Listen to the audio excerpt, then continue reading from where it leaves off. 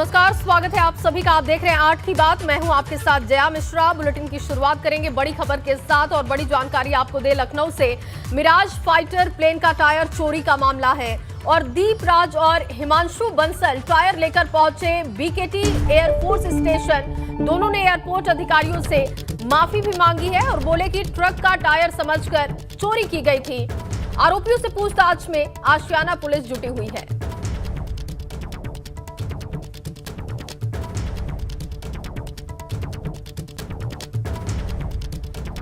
तो बड़ी जानकारी आपको दे रहे हैं। आरोपियों से पूछताछ में आशियाना पुलिस जुटी हुई है और ट्रक का टायर समझकर चोरी कर ली गई थी।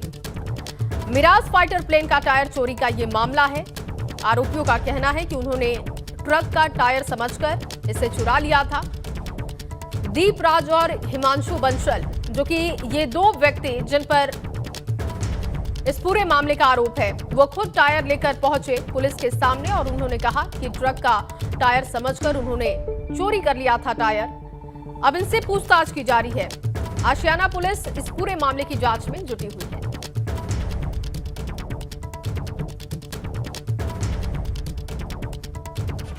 और चलिए इस बीच आपको एक और बड़ी जानकारी दे। मथुरा से 6 दिसंबर को लड्डू गोपाल स्थापित करने का मामला है और कृष्ण जन्मभूमि और शाही मस्जिद के विवादित स्थल पर स्थापित करने का मामला बताया जा रहा है। हिंदूवादी संगठनों की घोषणा के बाद प्रशासन ने रूट डाइवर्ट किए और आज से पैरामिलिट्री फोर्स से यहां पर मुस्तैद किया जाएगा। शहर को 2 सुपर जोन, 4 जोन और 8 सेक्टर्स में बांटा गया है। आज से 2100 पुलिसकर्मी किए जाएंगे तैनात और आपको बताएं कि 7 दिसंबर शाम तक विवादित स्थल तक जाने वाले सभी मार्ग बंद करने का फैसला लिया गया है।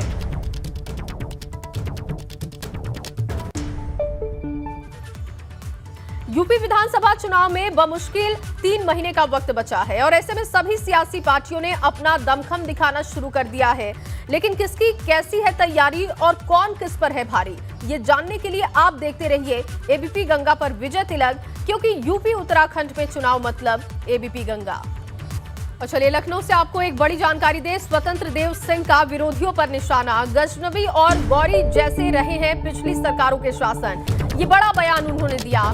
और मौसमी बीमारी की वजह से सीजनल हिंदू बन गए हैं अखिलेश यादव। स्वतंत्र देव सिंह का ये बयान आपको बता रहे हैं। धार्मिक अस्मिता से खिलवाड़ का कोई अवसर नहीं छोड़ा। रामलला और बाबा विश्वनाथ के दरबार में पापों के लिए माफी मांगी अखिलेश यादव। तो जुबानी जंग तेज है। इसी कड़ी में स्वतंत्र देव सिंह ने एक बार फिर से अखिलेश यादव पर हमला किया है।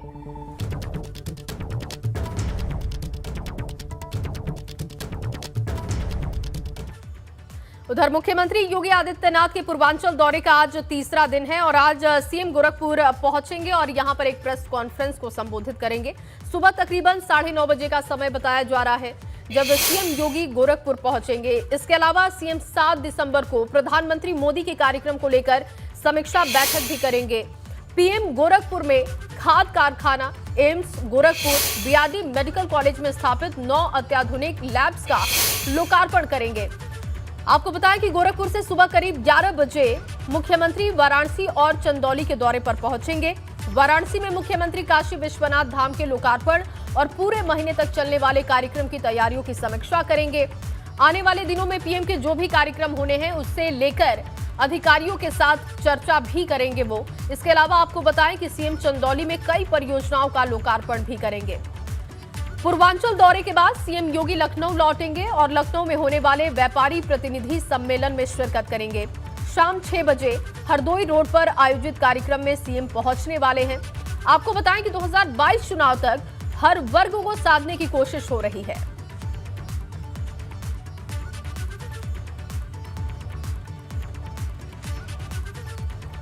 और इस वक्त हमारे 2 सहयोगी मौजूद हैं। नीरज गोरखपुर से मौजूद हैं, लखनऊ से अनुभव हमारे साथ जुड़ चुके हैं। नीरज, सबसे पहले आपका रुख करूंगी क्योंकि यहां पर मुख्यमंत्री पहुंचने वाले हैं। क्या कार्यक्रम रहेगा, कितने बजे तक मुख्यमंत्री पहुंचेंगे?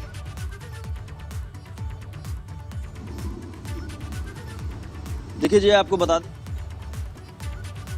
मीडिया को मुख्यमंत्री योगी आदित्यनाथ ब्रीफ करेंगे और 7 दिसंबर को बड़ी सौगात प्रधानमंत्री नरेंद्र मोदी उसी फर्टिलाइजर ग्राउंड से देने जा रहे हैं जहां से उन्होंने खाद कारखाना और एम्स का 22 जुलाई 2016 को शिलान्यास किया था और ये घोषणा की थी कि जल्द से जल्द ये सौगात उनको मिलेगी। और सबसे बड़ी बात यह है कि वो दिन भी आ गया 7 दिसंबर का, जब प्रधानमंत्री नरेंद्र मोदी खुद आएंगे और यहाँ पर फर्टिलाइजर के साथ एम्स की सौगात पूर्वांचल वासियों को देंगे। और इसके साथ ही RMRC सेंटर में जो 9 लैब स्थापित किए गए हैं जहाँ पर तमाम तरह के शोध होंगे, उसका भी वो लोकार्पण करेंगे। तो एक ये बड़ा मौका, और प्रधानमंत्री यहाँ पर 12:25 पर पहुँचेंगे और लगभग 2.25 घंटे का उनका गोरखपुर में कार्यक्रम है। और जिस तरह से भीड़ है उसको देखते हुए रूट डाइवर्जन भी किया जाना है। तो जो तमाम जानकारियाँ होंगी वो मुख्यमंत्री योगी आदित्यनाथ मीडिया को देंगे। और इसके साथ ही वो फिर बनारस के और चंदौली के दौरे पर भी उनको निकलना है, फिर लखनऊ भी जाना है। तो जया, यही कार्यक्रम है। और सबसे बड़ी बात यह है कि प्रधानमंत्री के दौरे को लेकर वे अधिकारियों के साथ बैठक भी करेंगे। जी, अनुभव भी लखनऊ से हमारे साथ जुड़े हुए हैं। अनुभव, क्योंकि लगातार हम देख रहे हैं कि मुख्यमंत्री ताबड़तोड़ दौरे कर रहे हैं, समय बहुत कम है चुनाव में, और ऐसे में आज चंदौली, गोरखपुर और वाराणसी का दौरा करने के बाद वो लखनऊ में भी एक कार्यक्रम में शिरकत करेंगे। व्यापारी सम्मेलन है यहाँ पर, इसके बारे में विस्तार से जानकारी दीजिएगा। क्या मकसद है सरकार का, कितने बजे वहां पर ये कार्यक्रम होना है?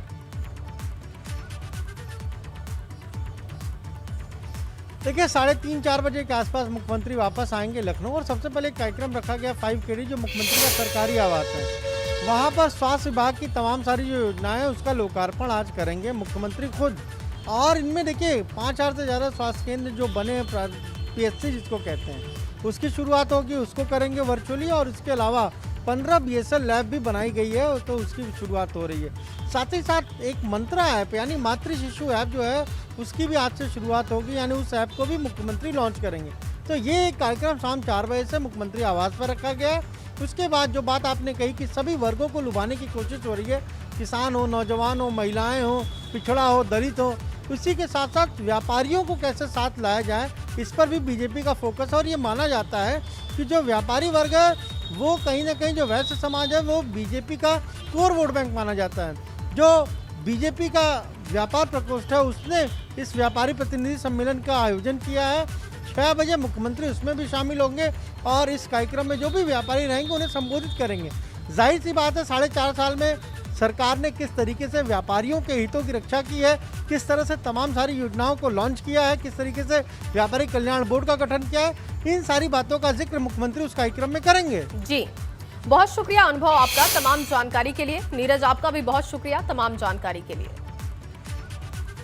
और चलिए आगे बढ़ेंगे। अब लखनऊ से आपको एक बड़ी जानकारी दे दे। मिशन 2022 को लेकर लगातार एक के बाद एक कार्यक्रम देखने को मिल रहा है, और मिशन 2022 को लेकर जातियों को साधने में भाजपा जुटी हुई है। प्रदेश के सभी 75 जिलों में भाजपा दलित पिछड़ा सम्मेलन करने जा रही है, और 15 दिसंबर से हर जिले में सामाजिक प्रतिनिधि सम्मेलन की शुरुआत भाजपा करेगी। 202 सम्मेलनों की बीजेपी की तैयारी है, और 21 दिसंबर तक प्रदेश के सभी 75 जिलों में दलित पिछड़ा सम्मेलन भाजपा करेगी। तो हर वर्ग को साधने की कोशिश हो रही है, और इसी कड़ी में ये कार्यक्रम बेहद अहम है। 15 दिसंबर से हर जिले में इस कार्यक्रम का आयोजन किया जा रहा है, और मिशन 2022 को लेकर जातियों को साधने में भाजपा जुटी हुई है। प्रदेश के सभी 75 जिलों में भाजपा दलित पिछड़ा सम्मेलन करने वाली है, और इसके लिए खाका तैयार कर लिया गया है। 15 दिसंबर से समय तय किया गया है। 202 सम्मेलन करने की बीजेपी की तैयारी है। और अब खबर उन्नाव से है, जहां उन्नाव पहुंची केंद्रीय मंत्री साध्वी निरंजन ज्योति ने सभी राजनीतिक दलों पर जमकर निशाना साधा। साध्वी ने अखिलेश यादव पर निशाना साधते हुए कहा कि पहले अखिलेश यादव जनता से माफी मांगे। साध्वी ने कहा कि मुलायम सिंह ने कार सेवकों पर गोलियां चलवाई थी, और अपने पिता के किए गए कर्मों की माफी अखिलेश यादव मांगे। केंद्रीय मंत्री ने प्रियंका गांधी पर भी निशाना साधते हुए कहा कि प्रियंका पहले राजस्थान में महिलाओं को न्याय दिलवाए। केंद्रीय मंत्री ने अपने बयानों से विपक्षी दलों पर जमकर निशाना साधा। और अब खबर बाजपुर से है, जहां बाजपुर में कांग्रेस नेता यशपाल आर्य की गाड़ी पर हमला हुआ है। आरोप है कि ये हमला पूर्व जिला पंचायत सदस्य कुलविंदर सिंह किंदा के समर्थकों ने किया है। इस दौरान यशपाल आर्य और उनके पुत्र संजीव आर्य की गाड़ी पर लाठियां बरसाई गई। इसी को लेकर यशपाल आर्य और संजीव आर्य के साथ सैकड़ों की संख्या में समर्थक कोतवाली में धरने पर बैठ गए। बताया जा रहा है कि बाजपुर में राम भवन धर्मशाला में यशपाल आर्य के समर्थन में सैकड़ों लोगों को कांग्रेस की सदस्यता ग्रहण करनी थी, मगर उससे पहले ये विवाद हो गया। देखिए, विवाद की तस्वीर भी आपको दिखा रहे हैं।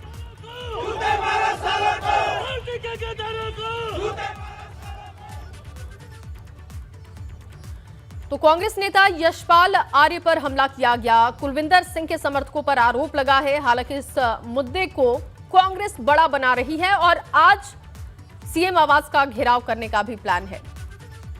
बताया जा रहा है कि यशपाल आर्य और उनके बेटे के काफिले पर हमला किया गया। पहले काले झंडे दिखाए गए, गाड़ी के ऊपर लाठियां बरसाई गई और यशपाल आर्य का कहना है कि ये सब साजिश है, ये सोची समझी साजिश है। लेकिन सरकार का कहना है कि गंभीरता से ये लिया जा रहा है, सुरक्षा का ये मसला है और इस पूरे मामले पर कार्रवाई होगी। और चलिए इसी से जुड़ा एक बड़ा अपडेट आपको दे दें। देहरादून से बड़ी जानकारी यह है कि यशपाल आर्य पर हुए हमले पर सियासत गर्मा गई है। कांग्रेस आज हमले के विरोध में प्रदर्शन करेगी। दोपहर 12 बजे सीएम आवास के बाहर धरने पर कांग्रेसी बैठेंगे और पूर्व मुख्यमंत्री हरीश रावत, प्रदेश अध्यक्ष गणेश गोदियाल इस प्रदर्शन में मौजूद होंगे। नेता प्रतिपक्ष प्रीतम सिंह भी मौजूद होंगे। प्रभारी देवेंद्र यादव समेत अन्य कांग्रेस के बड़े नेता धरने पर बैठने वाले हैं आज और सरकार का विरोध जताएंगे।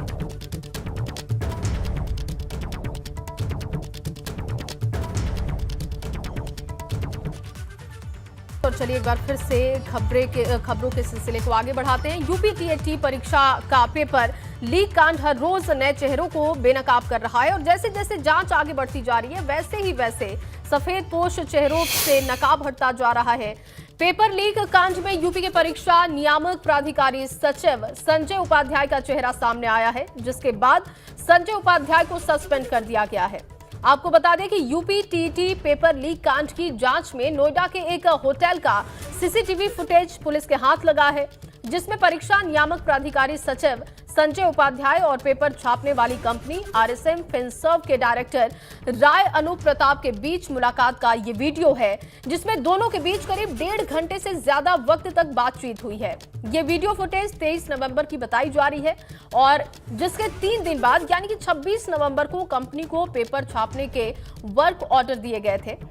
सीसीटीवी फुटेज सामने आने के बाद आरोपी संजय उपाध्याय को सस्पेंड कर दिया गया है।